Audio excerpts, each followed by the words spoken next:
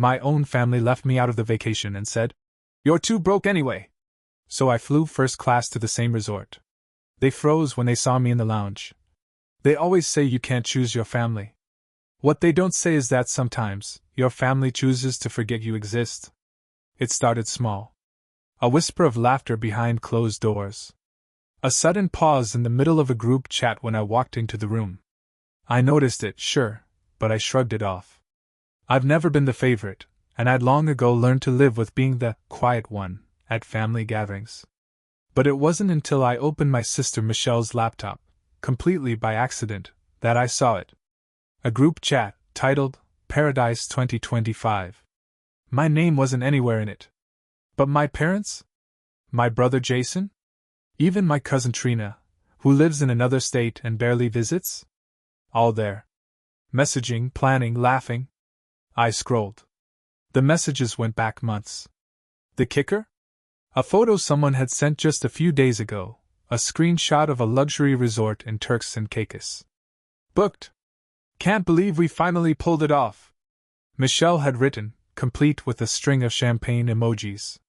I didn't even know they were planning a trip, much less one that involved everyone but me. I sat there staring at the screen, my stomach doing that slow turn that only betrayal can cause. I didn't even feel angry, at first. Just hollow. Forgotten. And then Michelle walked into the room. She looked at the screen, then at me. "Oh," she said, not even trying to take the laptop back. "Guess you saw it." I didn't say anything. I waited. She shrugged. "Look, we just didn't think you'd be able to swing it. You're too broke anyway, right?" She actually smiled. Like she was doing me a favor by saying it out loud. And just like that, something cold settled into me. Not sadness. Not even embarrassment. No. This was something different. I looked at her and said, "Thanks for letting me know." Then I stood up, walked past her, and didn't say another word. She probably thought she'd won. That I'd sulk, cry maybe, lick my wounds in private while they drank mimosas on white sand. But she didn't know what I'd been working on in silence. She didn't know the kind of revenge I was about to serve, cold, expensive, and first class. The worst part wasn't the insult, it was the casualness of it. "You're too broke anyway." Like I was some stray dog they were gently ushering away from the dinner table. But the thing is, I wasn't broke. Not even close. I'd just always been the kind of person who didn't talk about money. I lived modestly, sure. I didn't flex. I didn't splurge. While Michelle showed off designer handbags on Instagram and Jason posted about crypto wins he didn't actually earn, I kept quiet and built something real. For the last 3 years, I'd been developing a small piece of software, a back-end tool for logistics firms that handled high-volume shipments. Not glamorous. Not exciting. But reliable. I had a beta test running with 3 companies, and 2 weeks before the laptop incident, one of them had quietly made an offer to buy the whole thing. 7 figures. Clean. I hadn't even accepted yet. I'd been sitting on it, debating whether I wanted to grow it on my own. That changed the second Michelle smirked at me. I spent the rest of the night going through the messages on her laptop. I read everything. The dinner reservations. The spa packages. The private snorkeling tour. The VIP bungalow my parents had apparently chipped in for. Even Trina had been gifted a ticket, by Jason. They'd all coordinated it together. Even booked flights on the same day. The plan was to fly out in 4 weeks.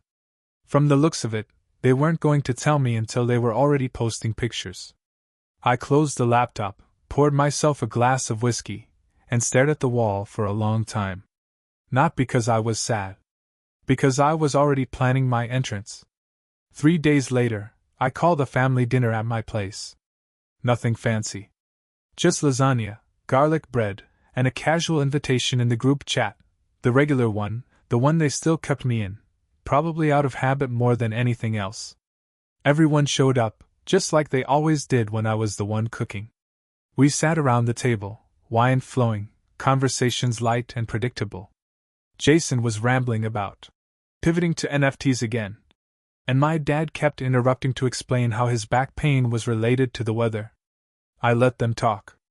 Then, as everyone took their first bite of dessert, I cleared my throat and said, "So, Turks and Caicos, huh?" Michelle choked on her wine. My mom looked up sharply. Jason froze mid-spoon. I smiled. "Hope you all have a great trip." Silence. A long, brittle kind. Jason tried to recover first. It was just a quick getaway. Last minute. I laughed once, flat. "You've been planning it since February." "I read the messages." Michelle's mouth twisted. "Oh, come on, it wasn't personal. You left me out." She shrugged. "We didn't think you'd be able to afford it, okay? You're always talking about how tight things are. Living in that little apartment, driving that old car." "I never said I couldn't afford it," I said calmly. "I just never saw the need to spend to impress." Jason jumped in, his voice defensive. "Don't make this a thing, man. We didn't want you to feel bad." My father muttered, "It's not a crime to be realistic, son." That was the moment something snapped. Not loudly. Quietly. Like the click of a safety being turned off. I stood up and started collecting plates. "Right. Well, you've all made yourselves very clear." Michelle rolled her eyes. "Oh, don't be so dramatic." I turned and looked at her, really looked. "You know what the difference is between you and me, Michelle? You thought I'd sit at home feeling sorry for myself. You assumed I'd accept being the forgotten one. But you forgot one important thing." I leaned forward, smiling just enough to make her nervous. "I don't get even. I get ahead." That night, after they left, I didn't stew. I didn't pace or rant to a friend or post anything cryptic online. I got to work. I opened my laptop, went straight to the offer email from the logistics firm, and typed 2 words, "I'm ready." Within 12 hours, the paperwork was moving. Within 3 days, the money hit my account. Just like that, clean, silent, and invisible, I had the power to turn this entire narrative on its head. So I did what anyone would do when they've been underestimated by the people who are supposed to know them best. I booked a first-class seat on the exact same flight my family had reserved, except I paid extra to make sure my seat was in the exclusive single-cabin pod up front. Then I booked the VIP suite at the same resort, yes, the one my parents were bragging about in their little chat thread. Only mine came with a private butler, personal plunge pool, and a reserved cabana on the beach that couldn't be touched by anyone who hadn't booked that specific level of luxury. Next, I bought myself a wardrobe overhaul. Not flashy, just intentional. The kind of clothes that didn't scream money but whispered it in fluent French.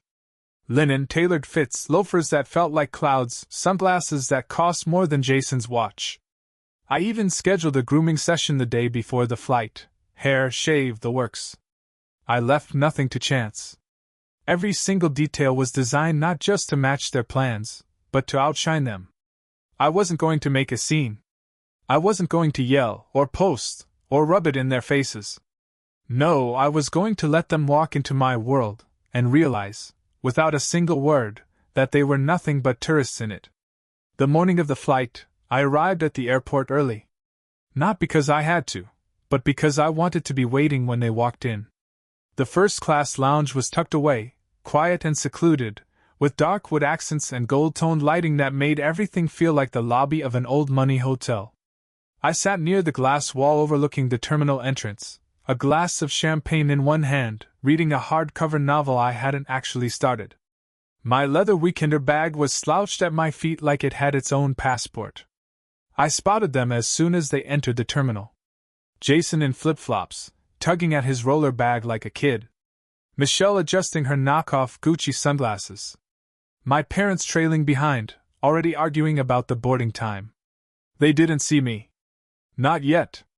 I waited until they reached the check-in kiosk, until I saw the moment when Michelle started glancing around for the economy line snacks she always raided. That's when I stood and casually walked toward the lounge's glass doors. The hostess smiled at me. "Mr. Bennett, your flight is still boarding in about an hour. Would you like a fresh pour?" "Actually," I said, voice steady, "I'd like to step out for a moment. I think my entourage just arrived. She smiled like she understood exactly what I meant. I walked out, just as Michelle turned her head. She froze mid-sentence. Jason dropped the trail mix he'd just torn into. My mother blinked like I'd materialized from smoke. I gave a small wave. "Morning," I said, voice light. Michelle's jaw moved, but no sound came out. Jason was the first to speak. "Wait, what are you doing here?" I smiled. "Same flight, remember? Thought I'd treat myself." My father squinted at the logo on my boarding pass, visible through the clear sleeve of my leather folio. "That's not, Coach." "No," I said casually. "It's not." Michelle looked me up and down, eyes narrowing at the clothes, the luggage, the calm. "How did you?" "Like I said." I cut her off, raising my glass just slightly. "I don't get even. I get ahead." And with that, I turned and walked back into the lounge. The doors closed behind me with a soft, satisfying hush. I didn't even need to look back. I knew their expressions would follow me all the way to the gate. The flight itself was the kind of smooth I'd only ever read about: silk pillows, gourmet meals, and a glass of wine that somehow made even the clouds look richer. I slept. Really slept.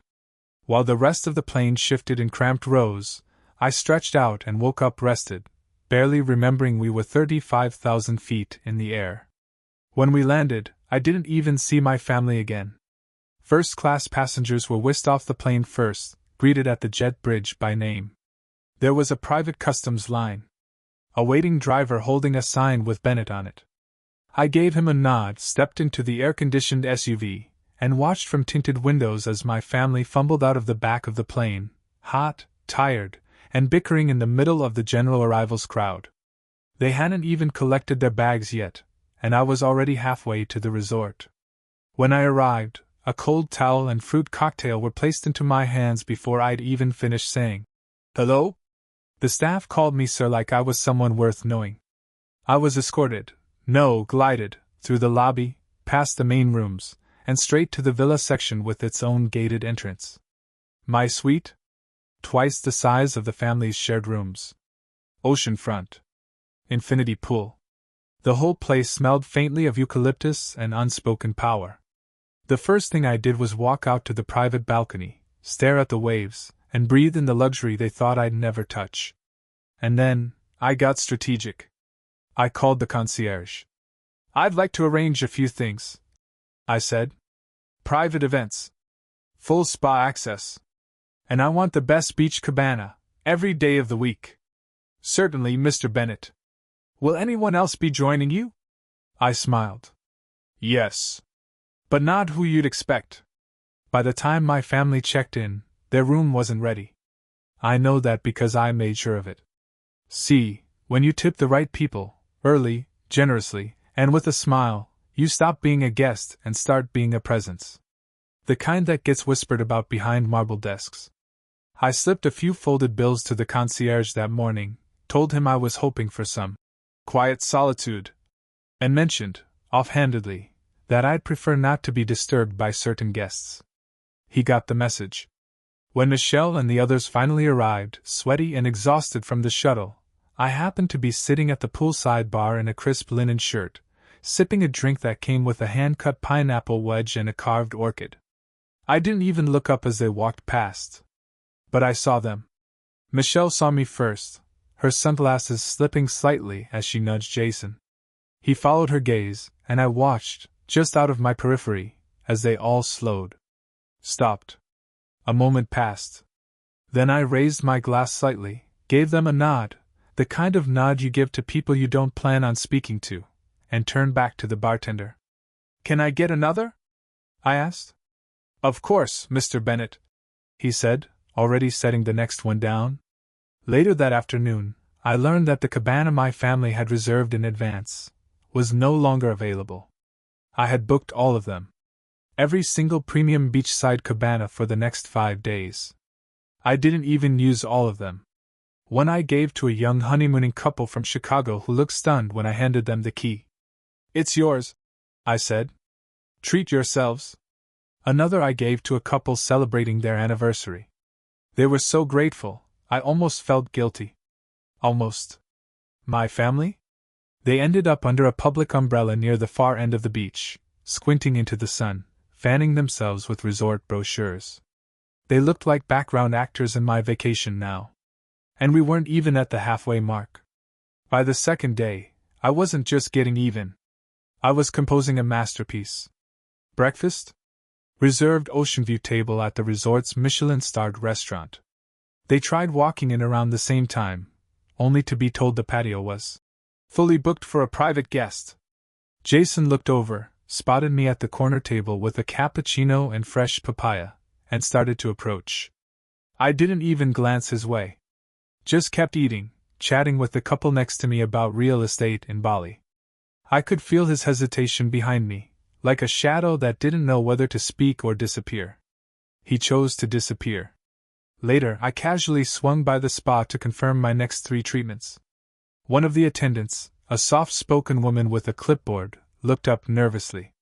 "Mr. Bennett, we actually had your sister and parents booked for the 3 p.m. massage, but since you reserved the private suite for the next 2 days, we had to cancel their slot." I gave her a warm smile. "Please offer them something nice in the standard wing.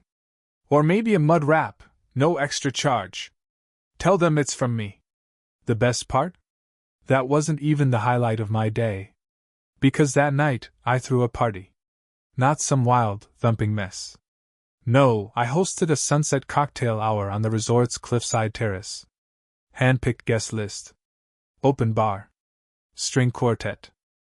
I invited people I'd met casually over the last 48 hours, an older couple from Italy who loved classical music, a family from Texas who I'd helped get a beach upgrade, even the honeymooners I'd gifted the cabana to. The staff knew me by name now.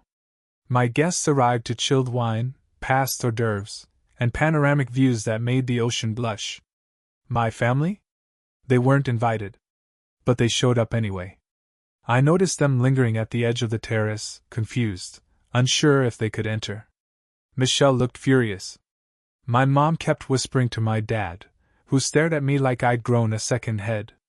I walked over, slow, composed, drink in hand. "Evening," I said, standing between them and the velvet rope the resort staff had actually put up to give the event an air of exclusivity. "What is this?" Michelle hissed. "Just something I put together for some new friends," I said lightly. "It's beautiful up here at sunset, isn't it? You didn't think to invite your family?" my mother asked, as if the irony hadn't even occurred to her. I raised an eyebrow. "Oh, I figured you had your own plans. You've been coordinating for months, right?" Jason opened his mouth, but I didn't give him the chance. "Besides," I added, voice just loud enough for a few nearby guests to hear, "I thought you said I was too broke to be here anyway." Silence. Michelle's face turned a shade of red that clashed violently with her coral resort dress. Jason looked down. My mother gave that tight-lipped expression she always wore when she didn't know who to defend. I turned, motioned for the bartender. "A drink for my sister and parents." "On me," I said. Then, without waiting for a response, I walked away, back into the warm glow of a party where I mattered, where I was seen. They stayed a few minutes. Then they left. And as the string quartet played Clair de Lune and the sun dipped behind the horizon like it was curtsying to me, I realized something. This wasn't just revenge anymore. This was reclamation. On the 4th morning, something shifted. Up until then, my family had avoided me like a sunburn, uncomfortable, too painful to address.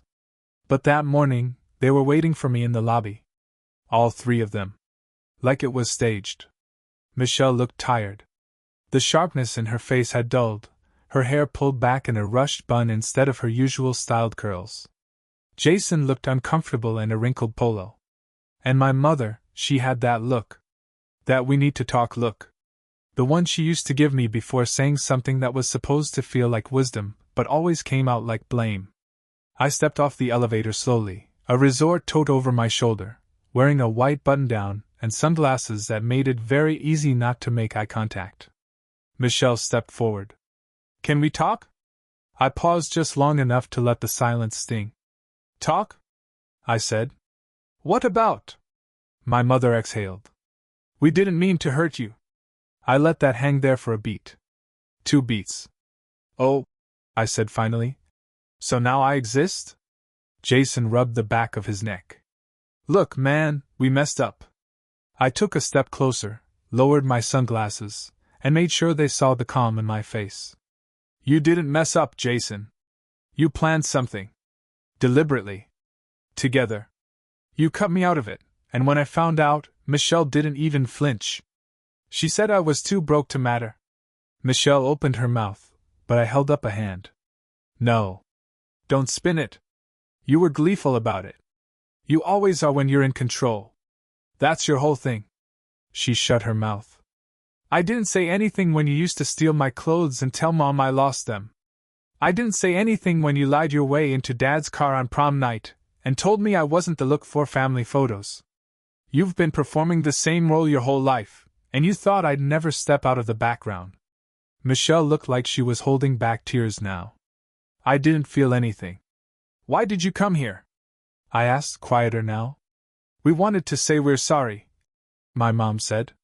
You've made your point. My point? I echoed. My voice got colder. This wasn't a point. This wasn't some stunt. This is my life. This is who I've been for years, you just never looked hard enough to see it. Jason looked down again. For once, he had nothing to say. Michelle stepped forward, softer now. Can we try again? Go to dinner tonight? Start over? And that's when I delivered it.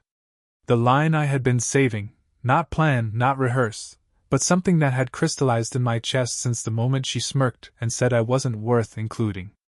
I gave her the same polite smile she gave me weeks ago. I'm sorry, I said. But I think you're just too broke for my time now. Her face crumbled. For a moment, the smugness melted away, and beneath it was something I'd never seen in her before, disbelief. Actual heartbreak. I stepped past them without looking back, walked through the lobby, and out into the sun. That afternoon I upgraded again. This time, I booked a private yacht charter. Did I need a yacht? No. But it wasn't about need. It was about showing myself that I could. I spent hours alone on that boat, the wind in my face, the island shrinking in the distance behind me. The captain poured wine into a crystal glass and told me I looked peaceful. I was. For the first time in a long, long while, I wasn't carrying the weight of waiting for someone else's approval. I had stopped trying to be included. I had created my own space, and the view from here, it was spectacular.